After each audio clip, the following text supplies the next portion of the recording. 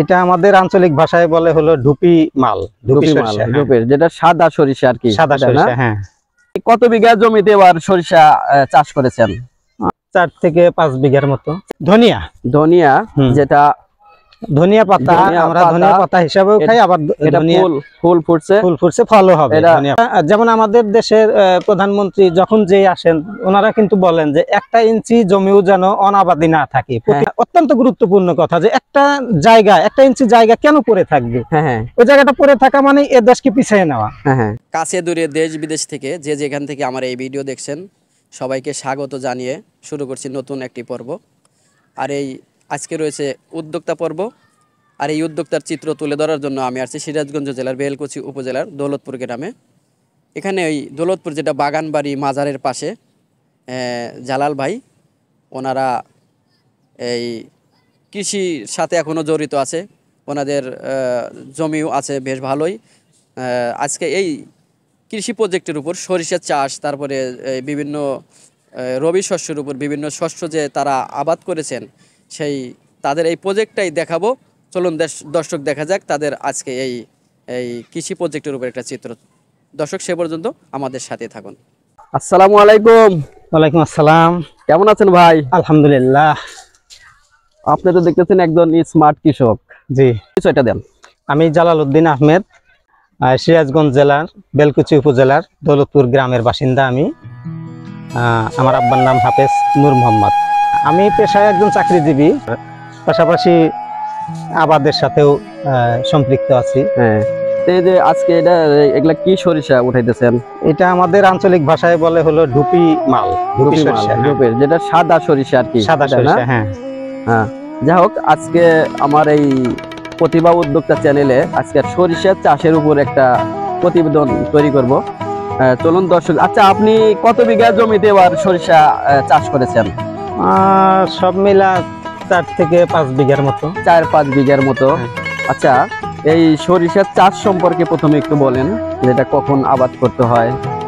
সরিষা সাধারণত আমাদের এই অঞ্চলে কার্তিক মাস থেকে মানে শুরু হয়, বোনা শুরু হয়, এবং কার্তিক অগ্রহায়ণে। হ্যাঁ, কার্তিক অগ্রহায়ণের দিকে। এখন এই যে যেহেতু এটা ফাল্গুন মাসের প্রায় মাঝামাঝি, 18 ফাল্গুন আজকে সম্ভবত। হ্যাঁ, এগুলো একটু মানে দেরিতে বোনা হয়েছে দেখে একটু দেরিতে। অন্যান্য এলাকায় এর আগেই উঠানো হয়েছে। যেহেতু আমাদের এলাকায় এই এলাকাটা একটু নিচু, পানি যেতে দেরি হয়। হ্যাঁ, তারপরে পানি শুকাইলে তারপরে এটা চাষের উপযোগী হইলে বোনা হয়। জি। আপনার এখানে তো আমি জানি আপনাদের এখানে কয়েক বিঘা জমি আছে। পুরা এই প্রজেক্টের উপর চলেন একটু আপনাকে ঘুরে ঘুরে দেখান। হ্যাঁ, যে ওইদিকে সরষে উঠাইছেন তাই না? জি, ওই জমিগুলোতে সরষে উঠানো হয়েছে, ওই পাশে আছে। তারপরে ওই যে বড় ওটা একটা 80 ডিসিমালের একটা প্লট, ওটাতেও পুরাটাই সরিষাই ছিল, একই ধরনের সরিষা, ঢুপি সরিষা। ওইদিকে ওইটা 80% না? হ্যাঁ, ওইটা 80% এই যে গাছ পর্যন্ত একদম। আচ্ছা, পুরো নাকি এই সাদা সরিষাই বলছেন না? এগুলা উঠাইয়া রোদ্রে দিয়ে দিচ্ছেন তাই না? হ্যাঁ, রোদ্রে দেওয়া হচ্ছে শুকানোর জন্য। শুকানোর পরে ওই যে মহিলারা আছে ওই পাশে, যে তারা আবার এগুলা মারাই করা হচ্ছে, হারভেস্ট করা হচ্ছে, সরিষা বাইরে রোদে শুকাইয়া ছাড়াই করা হচ্ছে। আচ্ছা, ফলন কিরকম হয়েছে? না, এই যে 80% এখান থেকে শুরু করে এগুলা একটু ভালো হয়েছে। বিঘাতে মন 3.5 মন এরকম, বা একটু বেশিও হইতে পারে। আমাদের এখানে একটু এজন্য। এই এখন বাজার দর সম্পর্কে আইডিয়া আছে? বিক্রি করছেন নাকি জানেন? বিক্রির বাজার দর বর্তমানে 2000-2500 এরকম। 2000-2500 টাকা মন। ভেজাতা নাকি? না, একদম ভেজা না, তবে মোটামুটি শুকনা। পরে হয়তো একটু দাম বাড়তে পারে। যাই হোক, আপনাদের তো এই সরিষা তোলার পরে আবার এখানে ইরি ধান লাগানো হবে। হ্যাঁ, আবার ওই যে ওগুলা ঘাস লাগাইছেন, ওটা আপনাদের না? হ্যাঁ, ওটাও আমাদের। ওখানে ঘাস লাগানো হয়েছিল, গরু ছিল একটা, গরুকে খাওয়ানো হইতো। মানুষ আবার ঘাস কিনেও নেয় অনেক সময়। আপনাদের এখান থেকে দেখতেছি টমেটো চাষ করেছেন দেখতেছি। হ্যাঁ, টমেটো। ওই সমন্বিত একটা কৃষি প্রজেক্ট তৈরি করেছেন। আবার ওই দিক দিয়ে আমি দেখলাম, এখান দিয়ে দেখুন দর্শক, টমেটো গাছ, এই যে বেগুন টমেটো, গাছ, টমেটো। তারপর ওই দিক দিকে ঘাস লাগানো হয়েছে।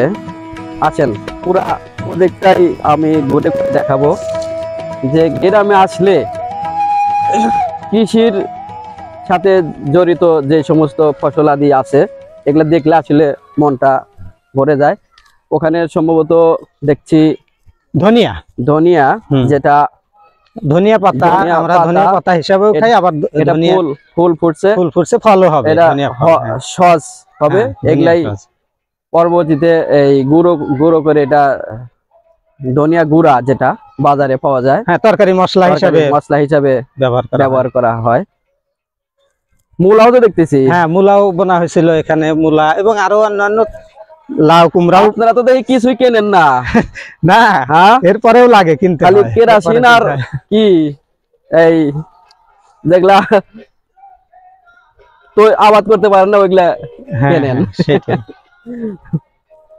আবার এই যে এগুলা দেখে কি সুন্দর সবুজ একটা দৃশ্য, মানে ওটা হলো ইরি ধানের এই চারা। ধানের চারার এই বীজতলা হুম, হুম। তৈরি করা হয়েছে। এখানে ধানের বীজ, এই চারাগুলা তুলে পরবর্তীতে ই করা হবে।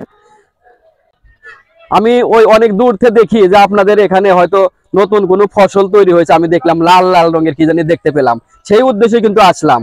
এখন এসে দেখি যে না, এটা এগুলা এক ধরনের ঘাস, ঘাস, আগাছা, আগাছা হয়তো হয়েছে। সরষা রোপণ করা হয়েছে, শস্যের উপর দিয়ে গাছগুলাই দেখা যায়। দেখেন দর্শক, এখানে হ্যাঁ। কেউ বলতে পারবো না এখানে এখানে শস্য আছে, হুম, হুম। মনে করবে এটা যে কোনো একটা নতুন একটা ফসল মনে হয় আমদানি হয়েছে, সুন্দর দেখতে সুন্দর, কিন্তু আসলে একটা আগাছা। আসলে এই এর ভিতরে দেখুন দর্শকে যে সরিষার গাছের উপর দিয়ে কিন্তু এই আগাছাগুলো তৈরি হয়েছে। তো এই আগাছা সম্পর্কে আপনি আসলে এখানে কি মানে বলেন এই আগাছা সম্পর্কে? আসলে এই আগাছার জন্য আমরা কীটনাশক দিছিলাম, মানে আগাছা যাতে দূর হয়, কিন্তু সেটা হয় নাই। তো এই আগাছার কারণে আমাদের ফসলের তো ক্ষতি হয়েছেই, আবার এই আগাছার ভিতরে দুই একটা সরিষা যাই থাক সেগুলা উঠাইতে গিয়ে আমাদের শ্রমিক বা কামলা খরচ বেশি হইতেছে, এমনিতেই তো ক্ষতি, তারপরে আবার এগুলা পরিষ্কার করতেও আমাদের আরেকটা মানে অর্থনৈতিক ঘাটতি হচ্ছে। তো আসলে এই ভিডিওটা যার নজরে যাবে, তবে আপনি একটু কৃষি অফিসে পড়া এই গাছের এই মানে কি কয় নমুনা, মানে এটার গাছ কৃষি অফিসারকে একটু দেখায় যে এই গাছগুলা হয়েছে, তারা কি পরামর্শ দেয় এটা করতে হবে। যেহেতু এই সিজনে হয়, এই গাছগুলা ব্যাপক ক্ষতির মধ্যে পড়ে গেছেন আপনারা। শস্যের আবার মানে শস্য তো নষ্ট হয়েছেই, আবার এগুলা পরিষ্কার করতে আবার কামলা খরচ হচ্ছে। আসলে এদিকটা যায় আপনার এটা দেখি, ওইদিকে আমি দূর থেকে যখন দেখি আসলে আশ্চর্য হয়েছে যে এখানে কি ফসলটা তৈরি করছে দালাল বাইরে। এখন এখানে এসে দেখি আগাছা, এটার নাম হচ্ছে আঞ্চলিক ভাষায় বলে বিষ কাটালো, না ভাই? বিষ কাটালো।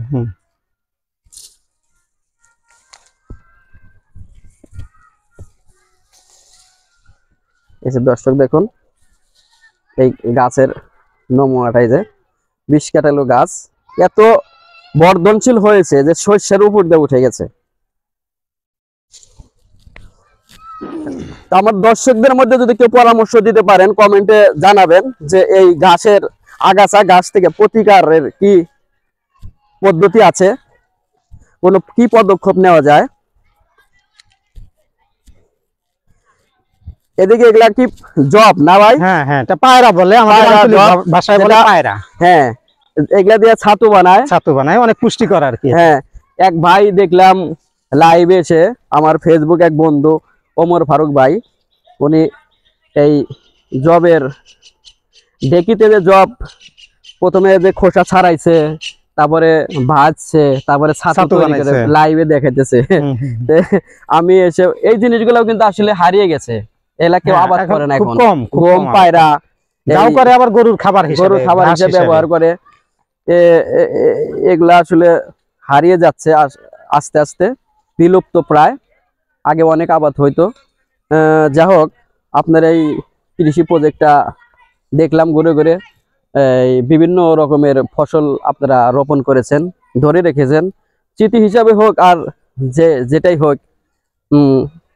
আপনারা সরিষা আবাদ করেছেন, তারপরে এই সবজি চাষ করেছেন, তারপরে জব চাষ করে এই পায়রা। মোটামুটি আপনার দেখে ভালো লাগলো।